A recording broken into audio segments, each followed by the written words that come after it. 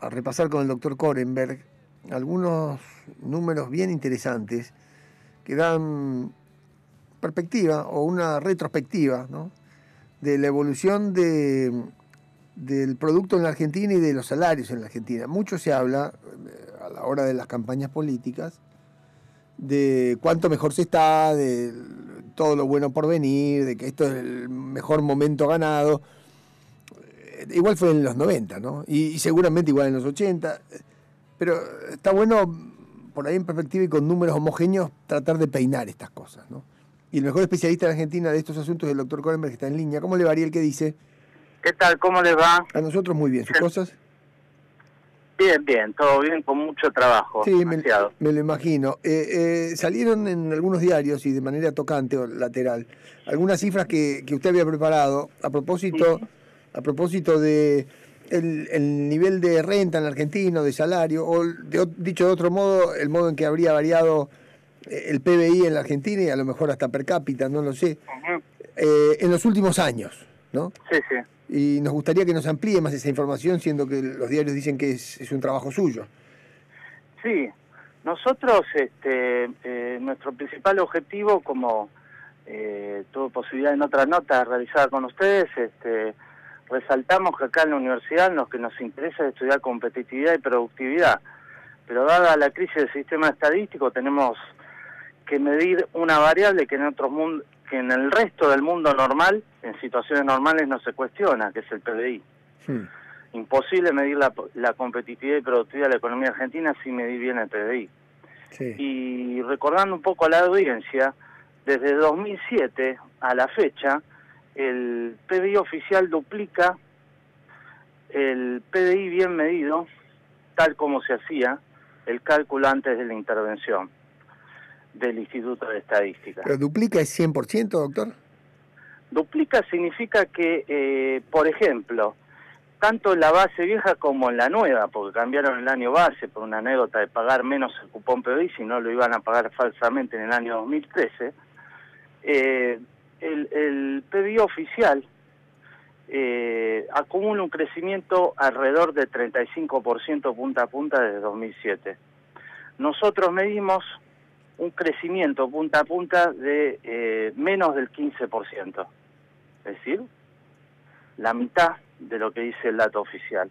Y cuando uno lo compara con el crecimiento de la población, de tal manera de obtener lo que se denomina ingreso per cápita o PBI per cápita, que es un promedio, primero a partir del cual uno puede comparar el tamaño de los países y el nivel de bienestar muy borrador, muy como primer análisis de un país frente al otro, lo que encontramos es que Argentina, mínimamente desde el año 2011, el ingreso por habitante dejó de crecer. Más aún, desde el año 2011, nosotros registramos una caída del ingreso por habitante, en tanto que el dato oficial sigue registrando crecimiento. A ver, déjeme hacerle algunas otras preguntas, ¿no? 15% de crecimiento desde 2007 hasta acá, que son 7 u 8 años, ¿no? Eso me da como, si uno dice, bueno, 15% en 7 u 8 años da 2% por año. Eso que yo estoy haciendo está mal, ¿verdad? Porque en el fondo cada año me imagino que influye sobre el siguiente. No, sí, pero para no marear a la audiencia, está bueno, digamos, redondear las cifras, y lo que tenemos, sí, efectivamente, la población entre censos, en Argentina, excepto el último, que es cuestionado por distintas anécdotas, además porque estar a cargo de la intervención del INDEC y haber fallecido justo o casualmente Néstor Kirchner el mismo día que se realizó el censo, históricamente la población en Argentina creció, salvando las distancias luego del primer bicentenario, ¿no?, donde recibíamos mucha inmigración, a un ritmo del 1,5%. Y nosotros lo que encontramos, que luego de la gran recuperación, luego de la importante crisis 98-2001 del PBI, nosotros encontramos que el PBI crece efectivamente un poco menos de lo que usted acaba de mencionar, igual que lo que creció la población. a largo plazo. O sea que viendo esto en perspectiva, ¿no? O en retrospectiva, porque es para atrás, ¿no? Uno mira por el espejo retrovisor y dice, a ver, vamos a medir bien los números de cuánto creció la Argentina desde 2007 hasta acá. Y resulta que de 2007 hasta acá crece 15%, que es más o menos 1,5 por año, que es lo mismo que creció la población. O sea que en promedio, y haciendo una cuenta muy rápida y un poco atolondrada, hay uno... No crecimos, claro, porque lo que importa para que, digamos, la torta que se reparte, digamos, hablando mal y pronto, entre las clases sociales o entre los deciles de ingreso,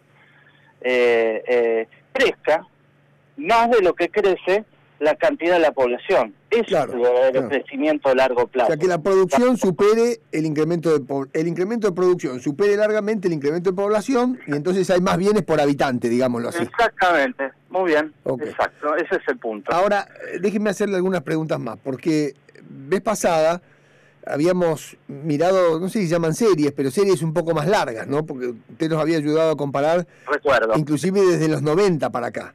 Este estudio que hacen ustedes, que desde 2011 la Argentina está hasta retrocediendo en el salario de la gente. Hasta 2007 crece fuertemente, pero por la ruptura de 2001 y 2002. Exacto. Si uno lo pone en perspectiva y dice, bueno, a ver, digamos, últimos 20 años, por decir algo. Sí. Si se puede hacer, ¿no? Si se puede calcular. O últimos 30, o el número que usted tenga fresco. ¿Cuál es la performance de crecimiento de la Argentina para hacer un periodo más largo y salirnos de la etapa kirchnerista propiamente dicha? Bueno, lo que hay que hacer es comparar, recordando aquella nota, digamos, comparando una generación, 30 años, sí, un poquito más. Exacto.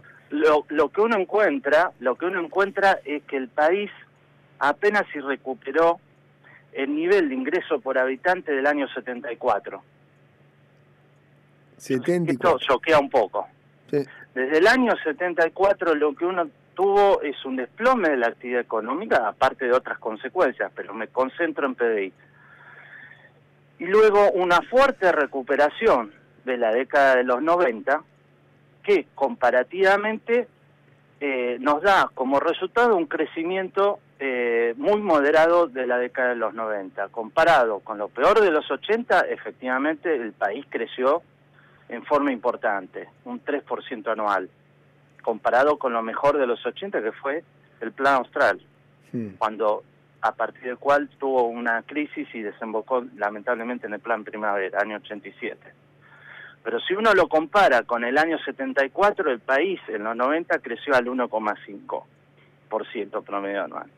Y si uno compara lo mejor de este periodo, que fue el crecimiento que tuvimos hasta el año 2007, o en todo caso hasta el año 2011, el país no creció. O sea que... aún con la recuperación fenomenal, desde el infierno, como decía Kirchner, hasta 2007, o hasta 2011, si usted quiere, como máximo, antes de empezar a caer, sí. Con eso uno podría decirse, mira, estamos igual que en el 74 en el per cápita. Sí. O sea, la producción es mucho más, pero la población también es mucho más. Calculemos que en el 78 éramos 25 millones de argentinos, digo, por la canción del Mundial. Sí, para tener una idea de una magnitud, y hoy seríamos, bueno, con dudas alrededor de 40. O sea que, digamos, a largo plazo, el verdadero PBI de largo plazo no es el que se compara el momento actual con el peor piso de la recesión, como hace Kirchner, cualquier asesor de cualquier ministro. Bueno, como hacía Menem, hacía Menem, que decía, comparado con el plan austral de Alfonsín, estamos fenómenos, y como dicen los Kirchner, comparado con de la Rúa y Duhalde, estamos fenómenos.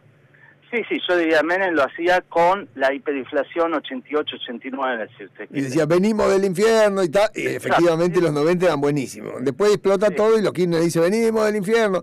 Pero la cuestión es que entre infiernos y paraísos desde el 74 que estamos igual. Entre paraísos, allí donde, entre comillas, ¿no? Donde el PBI alcanza su máximo nivel de producción, por ejemplo, el año 98, a partir del cual nos caímos, o el año 2011, en el periodo actual, a partir del cual el PBI agregado, sin descontar la población, comienza a estancarse y a caer, el país no crece. No crece la producción por habitante. Con respecto a lo mejor de los últimos 30 años, que fue el año 74. Ahora, yo le voy a hacer una pregunta muy básica, muy elemental, y poniéndome en los zapatos de algún oyente que está tan sorprendido como yo, pero que no está tan próximo a la economía, ¿no? Entonces, Sí. alguien diría, sí, pero yo en 74 tenía, no sé, 10, 15 años.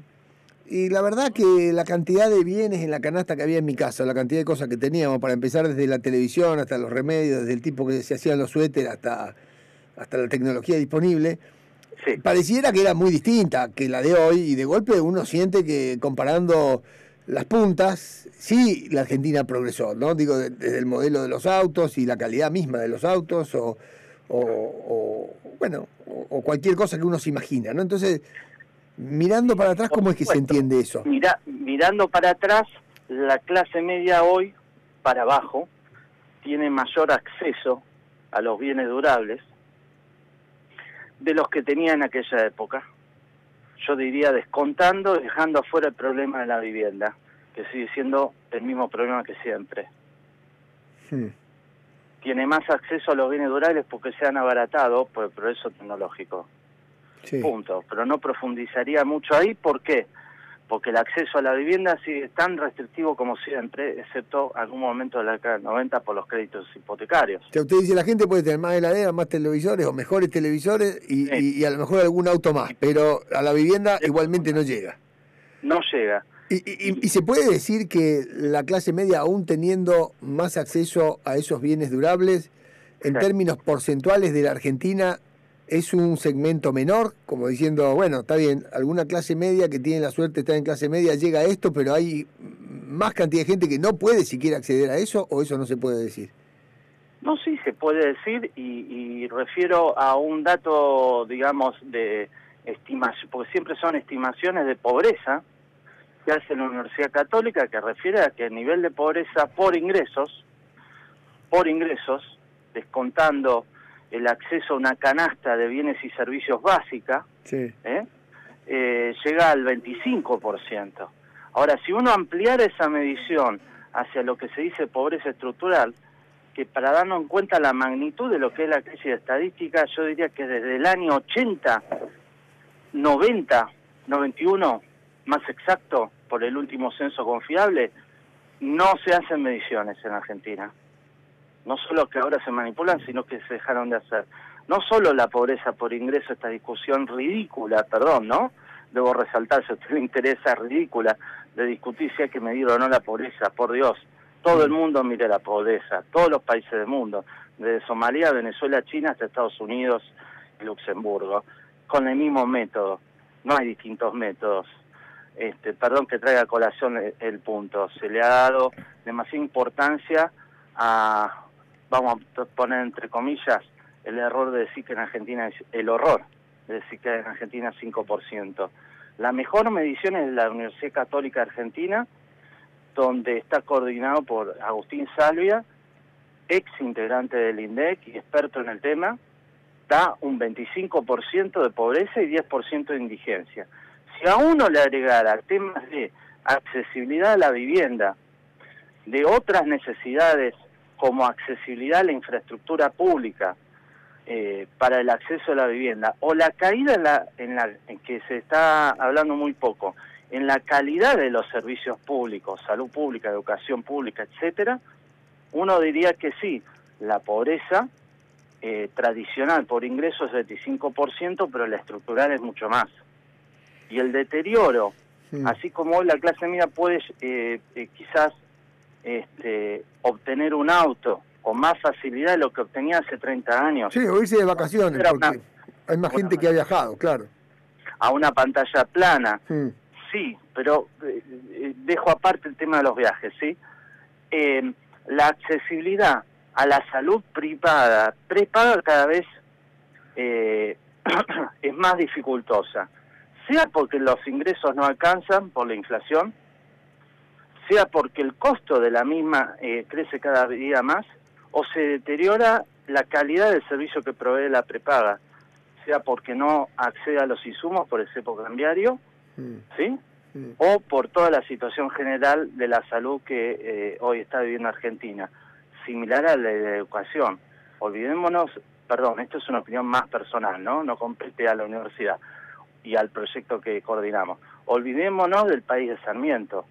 Cuando corregimos los índices de terminalidad de los estudios, en donde realmente hoy en día se están regalando los diplomas para que los chicos en el primario y el secundario mejoren o bajen artificialmente el índice de repitencia. Sí, efectivamente, eso es así como usted dice. ¿Sí? Sí. Si uno pudiera corregir, y hay medidas, por calidad, la educación hoy está totalmente deteriorada respecto de nuestros vecinos, totalmente deteriorada respecto de nuestros vecinos.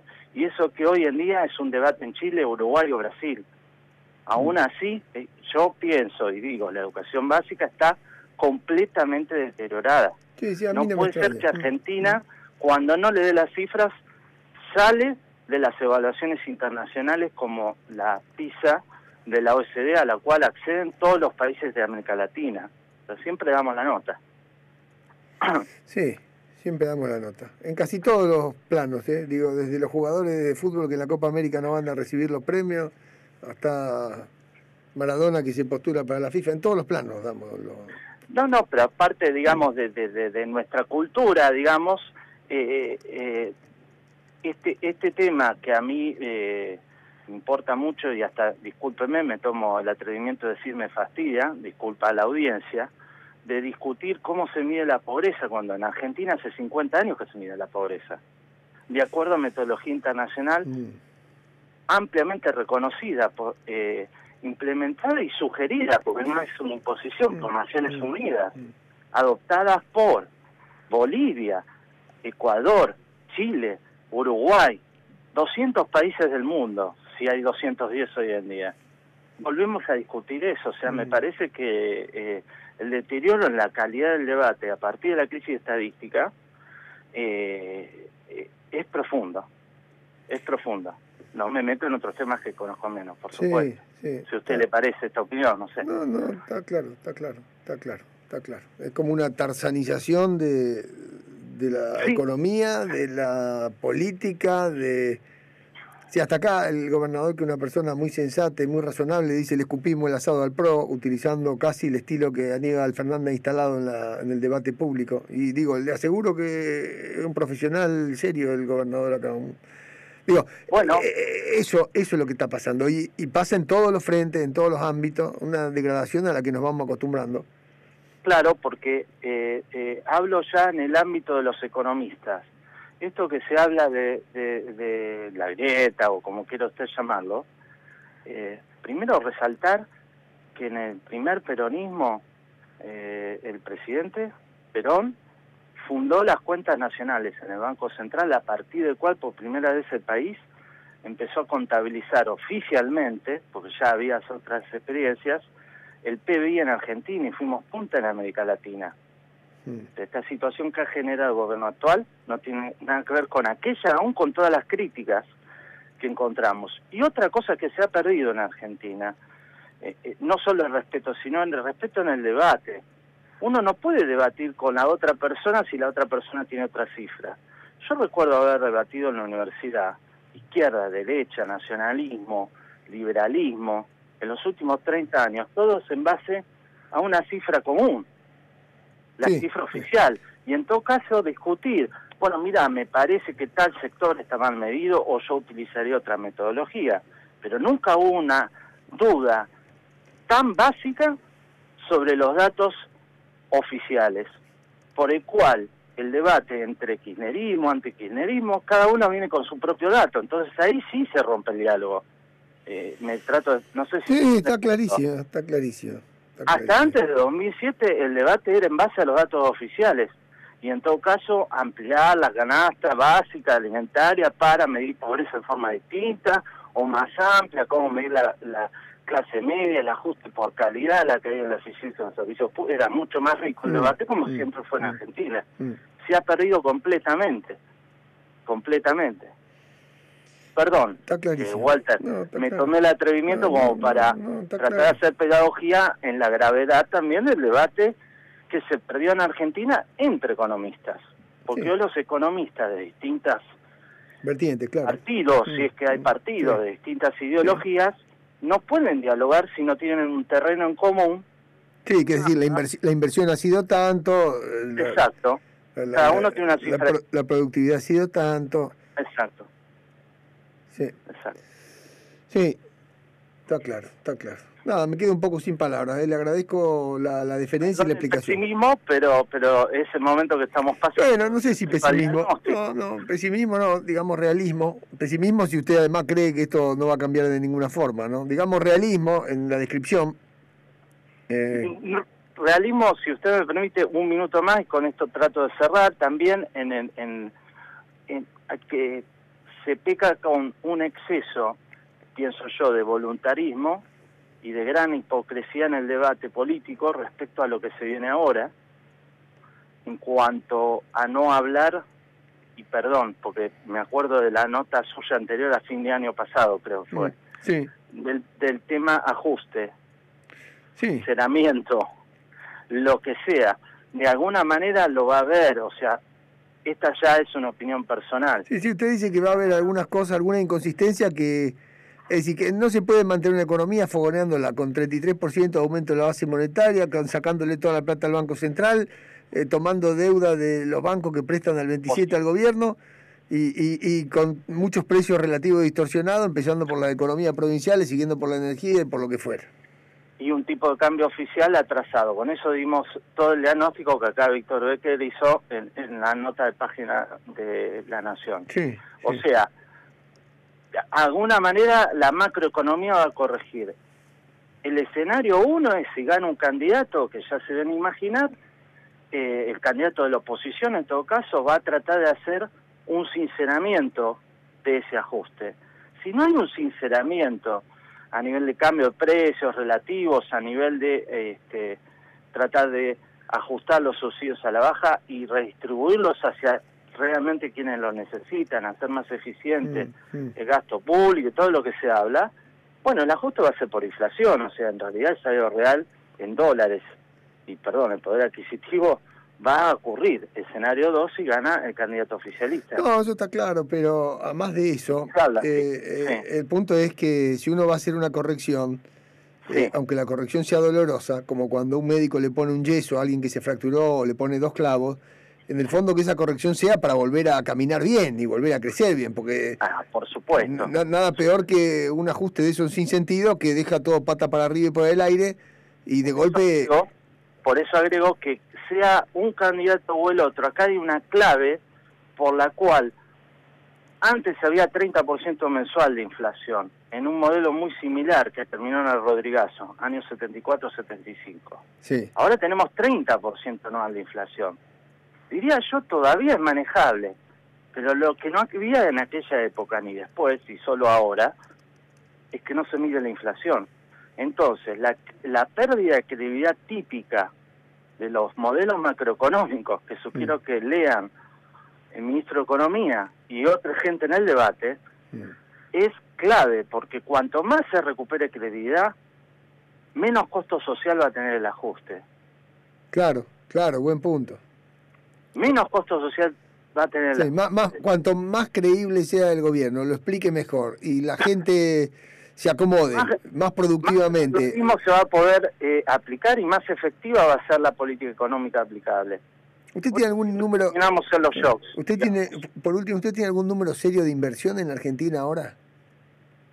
Nosotros estamos calculando más o menos en términos del PDI una tasa de inversión del 15%, que es muy baja. Sí. Es muy baja. No es la caída del año 2000-2001, en donde la tasa de inversión creo que nos llegaba más o menos al 12, pero no está muy lejos. No está muy lejos. Lo que pasa es que no fue tan brusca la caída de la tasa de inversión. ¿Por qué? Recién ahora se empieza a sentir.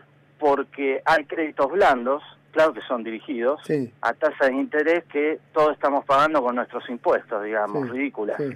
Pero, digamos, eso va a provocar a largo plazo un problema porque vamos a tener siempre el financiamiento de largo plazo que necesita Argentina para generar las viviendas a la gente que necesita, la infraestructura para aumentar la competitividad, depende de que los argentinos ahorren, y particularmente en moneda doméstica.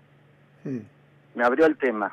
Sí, eso seguimos en la misma. O sea, sí. el principal daño que está provocando la inflación no es que a los argentinos ahora queremos el dólar o nos gusta el dólar. El dólar surge como refugio para recuperar poder adquisitivo, punto. En la medida que surja un sistema financiero y una estabilidad macroeconómica y una inflación relativamente baja que permita a los argentinos volver a la confiabilidad de su moneda, va a haber ahorro doméstico de los argentinos para dirigir a la infraestructura, a la vivienda y mejorar el bienestar. Ese es el principal impacto de la inflación, que a corto plazo es difícil de verlo. Ariel, muchas gracias por el tiempo y por la explicación. Que pase muy bien. Ustedes por la consulta, un saludo a todos. Al contrario, que pase bien. Bueno, nada, hemos dedicado un rato a favorecer el esclarecimiento de alguna idea y a propiciar el debate público-político que ha desaparecido, ¿no? Que se ha ido perdiendo. Sí. Casi no hay artículos de esto en los diarios, son pocos. Son pocos. Son pocos. Bueno, tenemos la tanda, tenemos más declaraciones. Digo, esto que dice Korenberg hay que ponerlo en paralelo con la declaración de Maradona de antes. A ver. Porque es lo mismo, son dos caras de la misma moneda.